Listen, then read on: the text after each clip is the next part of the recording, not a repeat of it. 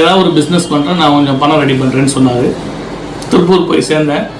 அங்கே போய் பார்க்கும்போது நான் எந்த பிஸ்னஸை நோக்கி போகணும் அங்கே சக்ஸஸ் ஆகலை. அதனால் அங்கே போய் நான் வந்து ஒரு வேலைக்கு ஜாயின் பண்ணேன்.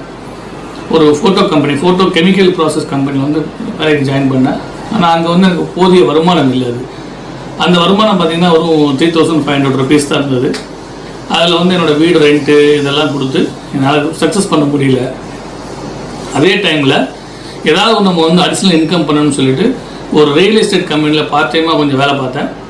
அதுக்கு அடுத்து குன்னூர், ஊட்டி வந்து ஒய்ஃபோட ஊர் குன்னூர் அப்படிங்கிறதுனால வந்து நிறைய திருப்பூரில் வந்து பனியன் தொழில் இருக்கிறதுனால இங்கேருந்து டிஷர்ட்டு, அந்த குளிருக்கு போடக்கூடிய ஜர்க்கின் இதை மாதிரிலாம் கொண்டு போய் அங்கே குன்னூரில் வந்து எவ்ரி சண்டே வந்து கொஞ்சம் சேல்ஸ் பண்ணி அதில் கொஞ்சம் பணத்தை உருவாக்கணும். அப்புறம் நான் வந்து பழைய கம்பெனிலேருந்து வேலையை விட்டுட்டு ரியல் எஸ்டேட் கம்பெனியில் வேலைக்கு ஜாயின் பண்ணேன்.